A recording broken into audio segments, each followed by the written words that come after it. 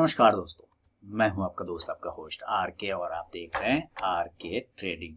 तो दोस्तों, ये मिड कैप, साथ ही अगर कहा जाए कि स्मॉल कैप, ये सब में कब तक गिरावट चलेगा ये बताइए। ये आपके भी दिमाग में सवाल आ रहा होगा कि भाई मिड कैप में हाहाकार मचा हुआ है, स्मॉल कैप में हाहाकार मचा हुआ है, कोई सपोर्ट नहीं रुक रहा है, कहीं कोई देखने वाला नहीं है, संभालने वाला नहीं है, गिरा ही जा रहा है, हर लेवल पर विध्वंस हो गया है। तो चलिए इसी बात का जवाब लेते हैं, सवाल का कि भाई कहाँ मिड कैप में रुकावट आएगा या स्मॉल कैप में कहाँ पे रुकना चाहिए या नहीं रुकना चाहिए। देखिए, अब मेरे कहने से तो नहीं रुकेगा ना, बस देख सकते हैं संतुष्टि एक आत्म संतुष्टि कर सकते हैं हम लोग। देखिए, मेरे ख्याल से तो अभी और गिरना चाहिए। अगर चार्ट देख के बताएं तो भाई चार्ट पे तो बोल रहा है कि भैया अभी ये लेवल देख रहे हैं, ये वाला, ये एक एरिया, और उसी को थोड़ा सा आगे कर लीजिए। इधर ये दो एरिया, यहाँ कितना आ रहा है, 11,150 का आ रहा है इंडेक्स। तो अभी हम 11,470 पर है मिड कैप, और आज गिरा है मात्र 318 पॉइंट गिरा है, मात्र 318 पॉइंट ही गिरा है मिड कैप। तो ये कह रहा है कि अभी हम थोड़ा और गिर सकते हैं। तो फिर इससे सवाल पूछा जाएगा कि भाई ठीक है, तुम गिर जाना, और बढ़िया कब होगे। तो ये बोलता है हम बढ़िया तब तक नहीं होंगे जब तक कि हम 11,800 से 12,000 के ऊपर सस्टेन नहीं करें, तब तक हम बढ़िया नहीं होंगे। क्या बोल रहा है? ये बोल रहा है कि हम 11,800 से 12,000 के बीच या ऊपर जब तक क्लोज नहीं करेंगे, हम बढ़िया नहीं होंगे। ज्यादातर लोगों के पैसे जो है कोरोना के बाद मिड कैप में लगे हैं, और 2023 के 22-23 के बाद से ज्यादा मिड कैप और स्मॉल कैप में ज्यादा पैसा लगा है। गिरावट भी वहीं पे ज्यादा आपको देखने को मिल रहा है। तो ये तो धाराशाही धाराशाही धाराशाही हो रहा है। अब ये इंपॉर्टेंट सपोर्ट बोलता है हम 11,000 पर है, यानी और गिर सकते हैं, हर जगह पर है आपका गिरावट। अच्छा, अगर हम इसका RSI देखें, चलिए मैं RSI का लेवल देखता हूँ। कमजोरी का सिंबल है, एकदम RSI जो है अपना 30 के नीचे आने को तत्पर हो रखा है। बढ़िया तो तब तक नहीं होगा जब तक ये RSI 50 के ऊपर सस्टेन नहीं करे। RSI 50 वाला स्ट्रेटेजी आपने देखा होगा। तो जब तक ये RSI 50 के ऊपर नहीं निकल जाए यहाँ से, तब तक ये मजबूत तो होगा ही नहीं। और अगर ये RSI 50 के ऊपर जाता है तो इसका मतलब ये भी कहीं ना कहीं 11,800 से 12,000 के ऊपर जा सकता है, तभी हो पाएगा। अदरवाइज अभी मिड कैप में हो सकता है अभी और पिटाई, बीच बीच में बाउंस भी आएगा, वो आएगा इस तरह वाला बाउंस, ये हरा वाला लगेगा सब ठीक हो गया। एक ही दिन में 700-500 पॉइंट का रैली आएगा, लगेगा एक गिरावट किसको बोलता है, देखो तो एकदम कहाँ है मंदी टाइप का, एकदम जबरदस्त तो चल रहा है, ऐसा करके आएगा दिमाग में, लेकिन फेल हो जाएगा। निफ्टी स्मॉल कैप देख लीजिए, 570 पॉइंट ये गया, 100 निफ्टी स्मॉल कैप 100, इसके अंदर 100 स्टॉक है इसलिए 100 नाम रखा गया इसका, ठीक है। ये 574 पॉइंट ये उड़ गया। अब इसके पास जो अगर ढंग का सपोर्ट देखते हैं तो 15,700 के आसपास आता है। अब ये एरिया के आज का लो है 15,968 का, तो आ सकता है, हो सकता है आ जाइए 15,700 पर आ जाए, कोई दिक्कत वाली बात नहीं, यहाँ पे भी आ सकता है। यानी अभी मिड कैप स्मॉल कैप में गिरावट तो थम नहीं रहा है। मजबूती कब आएगा? अच्छा, मजबूती क्यों आएगा पहले ये भी तो बताइए। हम आपने भारत के लोगों ने ऐसा कौन सा तीर मार लिया है स्टॉक मार्केट में जो मजबूती आएगा? हम लोग हमेशा एक रोना रोते हैं, हमेशा रोना रोते, FI नहीं आ रहे भाई। इसी के लिए पैदा लिए थे हम लोग क्या? इसके लिए पैदा तो नहीं लिए थे ना कि ये FI आएगा तो हम चलेंगे, सर नहीं। इसकी जरूरत हम लोगों को पड़ जाती है कुछ ग्लोबली कारणों से, क्योंकि हम डेवलपमेंट कंट्री है, मैंने विकासशील देश है, विकसित देश तो है नहीं। विकसित देश ने हमारी अर्थव्यवस्था में हमारा, देखिए विकसित देश कब होता है? जब आपका इनकम ग्रेटर देन एक्सपेंस होता है ना, यानी आपका इनकम आपके खर्चे से ज्यादा हो जाता है, तो आप समझिए कि विकसित हो गए। तो नहीं तो फिर विकासशील में है। तो हम विकसित तो है नहीं, विकासशील है, तो उसके लिए हमें हमारा पैसा कम पड़ जाता है, इसीलिए हमें ये वाला बंदा चाहिए FII, ठीक है। अब ये लोगों का कहना है कि भाई हम क्यों तुम्हारे यहाँ पैसा लगाएंगे। सवाल तो ये है, हम पैसा तुम्हारा जो रुपया है, रूपी है, वो तो धूल चाट रहा है, ऐसे धूल चाट रहा है। 88 हो गया, आज थोड़ा मोड़ा संभला है, अलग बात है, लेकिन हो तो गया ना नीचे। तो भाई हमें यहाँ पैसा लगा के तो घटा है।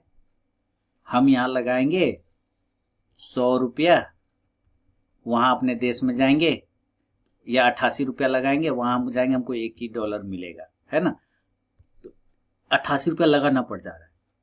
हाँ, तुम्हारा रुपया अगर 80 हो जाए तो हम लगाएंगे तो हमें 8 रुपया के यहाँ पे बचत साफ हो जाएगा, बढ़िया रहेगा, तो हम लगाएंगे। यानी कि रुपया तुम्हारा कमजोर है, रुपया तो मजबूत है ही नहीं। तो भाई ये तो दिक्कत वाली बात है, इसलिए जो है थोड़ा सा गिरावट अभी गहरा रहा है। और दूसरा क्या है, हमारे पास एक T4 ट्रम्प आ गए, इन्होंने कह दिया कि भाई ऑल कंट्री, अब देखिए इनका भी होशियारी, अभी देखिएगा ये जो इन्होंने पास किया ना कानून, जल्दी बदल जाएगा। ऑल कंट्री पे हम मेटल सेक्टर पर टैरिफ लगाएंगे, मेटल पे टैरिफ लगाएंगे 25, लगा ही दिया, साइन भी मार दिया, टैरिफ लगाएंगे। इससे क्या होगा कि यहाँ से जो मेटल वहां जाता है अमेरिका में, अब यहाँ ये कम भेजेगा। क्यों? क्योंकि चार्ज ज़्यादा लगेगा, टैक्स ज़्यादा लगेगा, तो क्यों यहाँ से हम भेजेंगे, नहीं भेजेंगे। तो वहाँ की जो मेटल कंपनियां हैं उसमें तेजी आ जाएगा। आपने कल अगर डॉग पॉजिटिव रात में देखा होगा तो मेटल के कारण ही, क्योंकि वहाँ का मेटल सेक्टर में अब तेजी हो जाएगा, क्योंकि वहीं का लोग उसको मेटल खरीदेगा। दिक्कत इस बात का है कि वहाँ उतना मेटल होगा तब तो महंगा हो जाएगा, बाहर से माल आएगा नहीं, वहाँ का मेटल खत्म होने लगा तो महंगा हो जाएगा वहाँ। इसको जैसे देखेगा तो कहेगा अच्छा चलो ऐसा है, तो अभी देखिएगा कुछ दिन बाद एक घोषणा आएगा कि जो है मेटल सेक्टर पे जो हमने टैरिफ लगाया था 25%, उसको हम घटा देते हैं, 10 कर देते हैं। ट्रम्प साहब कुछ भी कर देंगे, वही बात है। तो ये तो प्रॉब्लम चल रही है, इसीलिए अभी भलाई है। ये लोग यही पूछ रहे हैं कि क्या मार्केट मंदी में चला गया। तो चलिए हम लोग निफ्टी के चार्ट को अगर देखें, देखिए किताब मैंने लिखा हुआ भी नहीं है, ऐसे एक आम अपवाद है, ऐसा कहीं लिखा कोई है ना थ्योरेटिकल, इसका कोई वर्ड नहीं है, कुछ प्रूवन फॉर्मूला नहीं है, लेकिन एक थ्योरेटिकल चला हुआ है सब जगह कि भाई 26 से ज्यादा पी हो जाता है तो महंगा हो जाता है। लिखा हुआ कहीं नहीं मिलेगा आपको, लेकिन अब चूंकि लोग बोल रहे हैं तो लोग जो नया नया रट्टे लोग किताब लिखता है तो वो लिख देता है 26 से पी जाने पर महंगा हो जाता है। ऐसा ही कोई प्रूवन फॉर्मूला नहीं है। 50 का पी वाला तो स्टॉक ऊपर भागता रहता है, फिर महंगा कहाँ है वो। इसी तरह एक फॉर्मूला लोगों ने सेट कर रखा है कि अगर 20% गिर गया मार्केट, ध्यान से सुनिएगा क्या बोलता है, अगर मार्केट 20% गिर जाता है तो हम बियर फेज में पहुंच जाएंगे, बुल फेज खत्म हो जाएगा, बियर फेज स्टार्ट हो जाएगा। अगर 20% मार्केट करेक्ट कर देता है तो मान लेते हैं निफ्टी एक 26,200 का लेवल है, 20% अगर करेक्ट हो जाता है तो अभी अगर हम 20,000 से 22,700 पर है, या ऊपर से अगर हम देखें तो 26,300 से हम 22,700 पर है यहाँ पर, तो यहाँ से अगर हम देखते हैं तो 13% तो साफ हो गया। अब 20% हम इसको खींच देते हैं यहाँ से, चलिए 20%, ये देखिए। तो इसके हिसाब से ये क्या बोल रहा है कि अगर ये माने एक लिखा हुआ कहीं नहीं है, लेकिन लोगों ने ये परसेप्शन बना रखा है कि 20% जैसे ही ऊपर से करेक्ट करेगा तो वो बियर फेज में चला जाता है, यानी कि बियर जोन में चला जाएगा। अब यहां से मंदी का दौर स्टार्ट हो जाएगा, बियर, ठीक है। ये बात लोग बना के दिमाग में रखा हुआ है, उसी को चल भी रहा है, फॉलो कर भी रहे लोग, ठीक है। तो अभी तो हम बियर जोन में है नहीं, इसका मतलब अभी हम तो 13% पे है, तो 20% तो यहाँ है। 20% का लेवल कितना आ रहा है, 21,000। हम ट्रेड कहाँ कर रहे हैं, 23,000 पर। कितना नीचे हमको और आना होगा, 2,000 पॉइंट। तो 2,000 का कुशन तो है हमारे पास। आगे आगे 2,000 में तो लूट जाएगा भाई साहब, सही बात है, लूट जाएगा।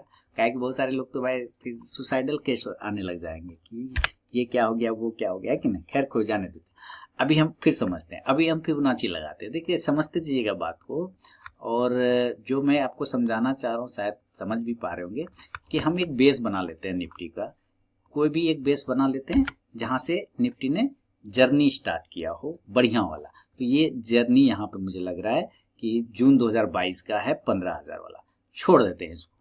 15,000 अब 2 साल पहले का कौन देखेगा, ठीक है, नहीं देखेंगे, कोई बात नहीं। हम 24 का देख लेते हैं, तो 24 में भी देखा जाए तो लगभग 24 का जो है वही 23-24 से यहाँ से शुरुआत किया है, दिसंबर 23, ये लगभग समझे 20,800 या 21,000 से ही स्टार्ट किया है ये ऊपर की तरफ में जर्नी। या आप वो भी छोड़ देंगे तो ये वाला पकड़िए कि भाई जून 2024 में यहाँ से, ठीक है, यहाँ से इसने मार्केट ने अच्छा ऊपर वन वे मूव गया था, 21,300 से सीधे 26,000 चले गया था। हम वहीं से फिबोनाची का लेवल लगाते हैं, चलिए फिबोनाची का रिट्रेसमेंट, यहाँ से हम ऊपर गए, ठीक है। अब हम यहाँ से हम ऊपर जब चले गए तो हर एक लेवल को 0.236, 0.538, ये तो आप लोग फिबोनाची देखते हैं। अब ऊपर से हम देखते हैं कितना पर आ गए, तो अब ये क्या बोलता है कि भाई आप जो है ना फिबोनाची के उस स्तर पर हैं, सॉरी यहाँ से है ना, यहाँ से स्टार्ट किया था ना, ये वाला एरिया ना, यहाँ आप फिबोनाची के 0.382% पर हैं। कहाँ पर हैं? फिबोनाची के 0.382% पे हैं, जिसका भाव 23,200 आ रहा है। आप उसके नीचे सस्टेन कर रहे हैं। अगर उसके नीचे आप सस्टेन कर रहे हैं तो ये बोल रहा है कि तो फिर तो आप फिबोनाची के लेवल से 0.236 पर आएंगे। तो आंसर आएगा हाँ आ सकते हैं। तो कितना आ रहा है? 22,470। राउंड नंबर कितना आएगा? 22,500। इसका मतलब अगर हम 23,070 से गिर रहे हैं तो हम कहाँ पर आने का कोशिश कर सकते हैं? 22,500 तक, यहाँ तक आ सकते हैं। संभावना है पूरा इस बात का। तो भाई चार्ट देख के तो लग रहा है कि हो सकता है, कुछ भी हो सकता है, संभावना इस बात का। ये सारी चीजें इंडिकेटर ये सब बता रहा है, ये सारे काम देखिए। लेकिन क्या मार्केट वन वे ऐसे आएगा? नहीं। अब जैसे देखिए 1 दिन 2 दिन 3 4 5, ये पूरा 5 दिन जो अगर पिछला देखा जाए तो इस पूरे 5 दिन का सिर्फ रेड कैंडल ही है, सिर्फ रेड कैंडल है, पॉजिटिव कैंडल है ही नहीं। लेकिन अगर मैं आपसे पूछूं कि अगर इसको पॉजिटिव होना है तो किस एरिया के ऊपर होगा, तो जो पिछला 5 दिन होता है, देखिए ये फॉर्मूला समझ लीजिए, सीख लीजिए। जो पिछला 5 दिन होगा, प्रीवियस 5 डे, ये बहुत कम लोग आपको बताएगा। और हो सकता है मेरा वीडियो देखने के बाद कुछ लोग, जो भी 2-4 लोग देखें, उसके बाद कहीं ना कहीं किसी और चैनल पे फिर आपको ये वाला बात नजर आने लगे। जो पिछला 5 दिन है उसका एक एवरेज होता है। 5 दिन का बहुत वैल्यू होता है। क्यों? क्योंकि सप्ताह में 5 दिन ही ट्रेडिंग होता है। और ये देखिए पूरे 5 दिन ये हो चुका है और ये पूरा 5 दिन नेगेटिव है। अगर हम इस पिछला 5 दिन का एवरेज प्राइस निकालें, एक एवरेज, तो क्या आएगा? तो उसके लिए भी एक मेथड है, चलिए उसको देखते हैं। उसका फॉर्मूला मैं आपको यहाँ पे बताता हूँ। देखिए उसका फॉर्मूला क्या है, एवरेज का फॉर्मूला है, कुछ नहीं। जैसे ये है आज का, इसका open low high close divided by 4, उसका प्राइस जो आएगा उसको नोट कर लीजिए। जैसे मैं एक एग्जांपल समझाता हूँ, और कुछ पॉइंट को आप मिस छोड़ भी सकते हैं। जैसे 23,586.80 है तो 0.80 छोड़ भी सकते हैं, या उसको 1 मान के कर सकते हैं, कोई दिक्कत नहीं। एक एग्जांपल देता हूँ, समझाते। अरे यार ये बार बार कैलेंडर ओपन कर, कैलकुलेटर। जैसे इसको देखिए, आज वाला कर रहा हूँ, 23,383 इसका ओपन है, प्लस 55 है, तो 55 छोड़ भी सकते हैं, कोई दिक्कत नहीं। 23,383 प्लस कहीं पे एक आध बढ़ा देंगे, 23,000 इसका हाई हो गया, 23,390, फिर हो गया 22,986.65 है तो 22,987 कर देंगे, यहाँ पास एक आध बढ़ा दिए। और 23,071 है ₹80 तो 23,072 कर दिए, कोई दिक्कत हो गया ना। डिवाइडेड 4, चूंकि ओपन हाई लो क्लोज 4 हुआ, डिवाइडेड 4 तो कितना आया? 23,208 आ गया। तो ये इस तरह से निकला। इस तरह अब निकलेगा 10 तारीख का, इस तरह निकालिए 7 तारीख का, तो सबका जोड़ते जाइए। इस तरह निकालिए 6 तारीख का, फिर इसको निकलिए 5 तारीख का, तो 5 दिन का एवरेज हो गया। और उसको जोड़ के फिर 5 से डिवाइड करना। क्यों? क्योंकि 1 दिन 2 दिन 3 दिन 4 दिन 5 दिन का फिर एवरेज निकलेगा। पहले एक दिन का एवरेज निकालना है, 5 दिन का निकालिए। तो मैं बता देता हूं, जैसे मैंने कर रखा है, जैसे आया है ये वाला जो है, इसका एवरेज आ गया है, इसका एवरेज आ गया 23,208। अगर 10 तारीख का देखेंगे तो इसका एवरेज आ गया 23,452। अगर आप 9 तारीख का देखेंगे, 9 तारीख नहीं 7 तारीख ना, 7 तारीख का देखेंगे तो इसका एवरेज आ गया 23,586। इसका निकालेंगे तो इसका आ गया 23,452। और अगर इसका निकालेंगे तो इसका एवरेज आ गया 23,208। अब ये सब निकल गए हैं, सॉरी 23,208, नहीं गड़बड़ हो गया। 23,208 तो यहाँ तो ले ही लिए ना, 23,208 इसका लिए तो सॉरी ये गड़बड़, इसका 23,208 है, ठीक है मैंने उल्टा लिख दिया, ये तो सही निकला। इसके बाद इसके ऊपर वाले का है 23,452, इसका है आपका 23,586, इसका एवरेज निकालिएगा तो आएगा 23,674, और इसका एवरेज निकालिएगा तो आएगा 23,746। ये हो गया एवरेज। अब ये पांचों को जोड़ना है, अगर ये पांचों को जोड़ेंगे तो कितना आएगा, चलिए इसको देखते हैं। तो 23,208 इधर है, plus 23,452 plus 23,586 plus 23,674 plus 23,746 divided 1,17,666 आ रहा है। इसको 5 से डिवाइड करना है। क्यों? क्योंकि ये 5 दिन का हो गया, 1 2 3 4 5 है, तो डिवाइडेड 5।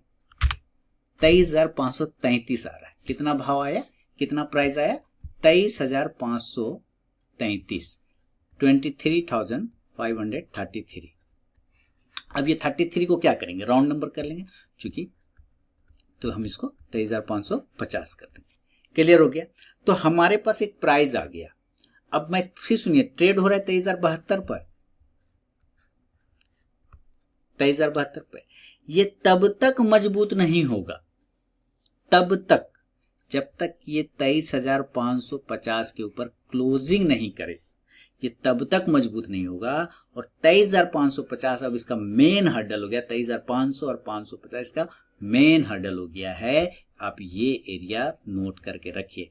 जिस दिन भी 23,550 के ऊपर निकलेगा, वहां से या तो फर्स्ट टाइम अगर जाता है, पहला टाइम, तो रेजिस्टेंस बना के नीचे आ जाएगा। और अगर थोड़ा देर यहाँ पे सस्टेन कर जाता है 23,500 पर, तब ये ब्रेकआउट अगर करता है तो बड़ा मूव मिलेगा। क्यों, क्योंकि ये एक एवरेज है उस 5 दिन का जहां कंटिन्यू फॉल हुआ है। ये एवरेज है, इसका इम्पैक्ट पड़ता है। आप जब बहुत साल ट्रेड कर लेंगे ना, तो इसको आप देखेंगे इसका इम्पैक्ट कितना पड़ता है।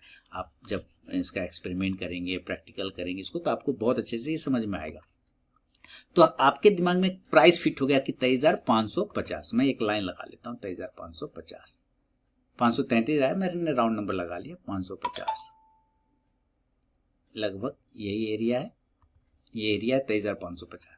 तो अगर कोई मुझसे अभी पूछ ले कि आप कहां पर से रिवर्सल देखते हैं या तेजी देखते हैं, तो मैं बोलूंगा कि जब तक 23,550 के ऊपर नहीं निकलेगा ना, ये तेज नहीं होने वाला है, सेल ऑन राइज ही रहेगा। 23,550 के ऊपर की क्लोजिंग चाहिए, तभी मुझे यहां से, क्योंकि ये पिछला 5 दिन का एवरेज और 5वां दिन सेम बना है, निगेटिव सेम, बीच बीच में ग्रीन ग्रीन बनता तो हम उसको अवॉइड करते, लेकिन ये 5 दिन कंटिन्यू हो गया ना, सेम जैसा बना है, तो हमें उस सेम का यूज किया। पिछला 5 दिन का, 5 दिन का एक सप्ताह होता है, तो अभी तो आप कहेंगे मंगलवार है, सप्ताह कहाँ हुआ है भाई, हम पिछला 5 दिन, आज से लेके 4 दिन और पीछे जोड़े तो एक सप्ताह पूरा, तो हम उस एक सप्ताह को देख रहे हैं कि कंटिन्यू फॉल ही है, तो हमने उसका एक एवरेज निकाला 23,550। अगर ये भाव जिस दिन भी ब्रेकआउट हो गया, आपको तेजी बनेगा। और आप देखेंगे 23,500 पर 550 है, तो 500 और 600 पकड़ सकते हैं, यहीं पर सबसे ज्यादा कॉल राइटर बैठा होगा 23,500 पे। आप देखेंगे, मैं दिखा देता हूं, ऑप्शन डेटा आपको वही बोलेगा। ये देखिए, सबसे ज्यादा कॉल राइटर यहीं पे बैठा होगा, मैं मजाक थोड़ी कह रहा हूं। ये देखिए, ये प्रूवन फॉर्मूला है मेरा। 23,500, ये देखिए 99 लाख यानी 1 करोड़ है। 23,550 पे देखिए 36 लाख है आसपास में, पुट राइटर है ही ना। अगर दोनों को मिला दें तो 1 करोड़ 35 लाख हो रहा है, 1 करोड़ 35 लाख हो रहा है इस दोनों एरिया पर, दिखा ना। तो ये है वो प्राइस जहां के ऊपर जाने के बाद ही कोई रिवर्सल की बात कर सकेंगे। और अगर ऐसा नहीं हुआ तो नीचे तो रास्ता खुला हुआ है। अभी तो हमने नीचे बियर मार्केट का भी बात कर लिया, ये 21,000 के नीचे जाने पे बियर मार्केट में हम लोग चले जाएंगे अकॉर्डिंग टू ओल्ड मेथड, कि भाई 20% फॉल हो जाता है ऊपर से ना, तो हम बियर फेज में चल जाएंगे अकॉर्डिंग टू ओल्ड फैशन। ठीक है, चीजें अब बदल गई है, ठीक है, बहुत सारा चीज बदल गया है, लोगों का सोच बदल गया है, तरीका बदल गया है, तो हो सकता है प्रीवियस मेथड काम ना करे, पर अभी भी वही मेथड चल रहा है। पर यहां पर जो मैंने आपको ये वाला बात बताया कि 23,550 के ऊपर जाने पर ही रिवर्सल आएगा, अदरवाइज नहीं आएगा। अच्छा, अगर बैंक निफ्टी के बारे में आप पूछेंगे कि बैंक निफ्टी में बताओ भाई, बैंक निफ्टी कहां पर आएगा, बैंक निफ्टी जाएगा कि नहीं जाएगा, तो इसको भी आप सेम मेथड से कर सकते हैं, बशर्ते ये भी अगर मान लीजिए ग्रीन कैंडल भी बना है तो भी कोई दिक्कत वाली बात नहीं, लेकिन ऐसा ग्रीन नहीं हो कि पूरा का पूरा 2 कैंडल एक कैंडल ढक ले, लेकिन इसमें के पूरा का निगेटिव है, तो आप इसका भी निकाल सकते हैं। और इसका निकाल के आप मुझे बताइए कमेंट सेक्शन में कि इसका कौन सा वो प्राइस है जिसके ऊपर जाने पर ये एक रिवर्सल दे सकता है, इसका कौन सा वो प्राइस है जिसके बाद वो रिवर्सल दे सकता है। ठीक है, तो इस मेथड को यूज करिए। जैसे आप देखें, मैं आपको दिखाता हूं, ये मेथड जैसे मैंने निफ्टी में बताया आपको, तो आप इसको किसी भी स्टॉक्स पे भी अगर चेक करेंगे ना, तो ये आपको ये काम करता हुआ नजर आएगा हमेशा, लगभग। लेकिन वो 5 दिन सेम जैसा होना चाहिए, तभी, ऐसा नहीं कि बीच बीच में ऐसा वो वाला मामला नहीं जमेगा, फिर वो गंदा हो जाता है। ठीक है, वो कभी चलेगा कभी नहीं, लेकिन ये 5 दिन का सेम कंडीशन बन गया ना, तो मामला जबरदस्त होता है। खैर चलिए, जाने देते हैं। जैसे देखिए आप यहाँ पे देखिए कंटिन्यू फॉल किया था, ऐसे करके यहाँ से टाटा मोटर्स कंटिन्यू फॉल किया था। अगर हम इसका एक एवरेज भी मान लेते हैं कि 23,754 आया है, कि एवरेज मान लेते हैं, तो उसी के बाद देखिए 54 के पास से सीधे ये चला गया था 810, 50 पॉइंट मिल गया था। एवरेज यही आएगा बीच के आसपास का यहाँ पर, ठीक है। तो आप यहाँ पे आप बैंक निफ्टी मुझे बताइए क्या वो एवरेज प्राइस आएगा जहां पर से एक रिवर्सल आने का चांस बनता है, ये आपको बताना है। लेकिन कब रिवर्सल आएगा, आएगा नहीं आएगा, आई डोंट नो, मुझे नहीं पता भैया। एफआई सबका स्थिति क्या चल रहा है, तो वो लोग तो दबा के बेच रहे हैं, बेचने दीजिए, हमारा घर का वो थोड़ी है, मेरा बात क्यों मानेगा। चलिए एफआई और डीआई का डेटा देखते हैं, हमारा बात मानेगा क्या वो।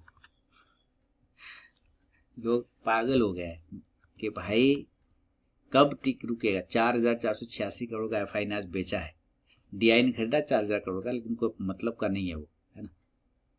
और ये तो प्रचार आ जाए यार, ठीक है।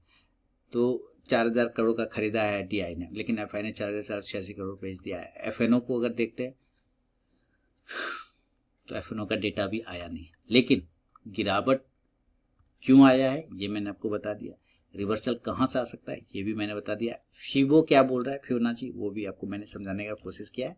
बाकी आप बैंक निफ्टी का लेवल मुझे बताइए कि किस जगह से रिवर्सल आएगा अकॉर्डिंग दिस मेथड, ठीक है। चलिए बहुत बहुत धन्यवाद।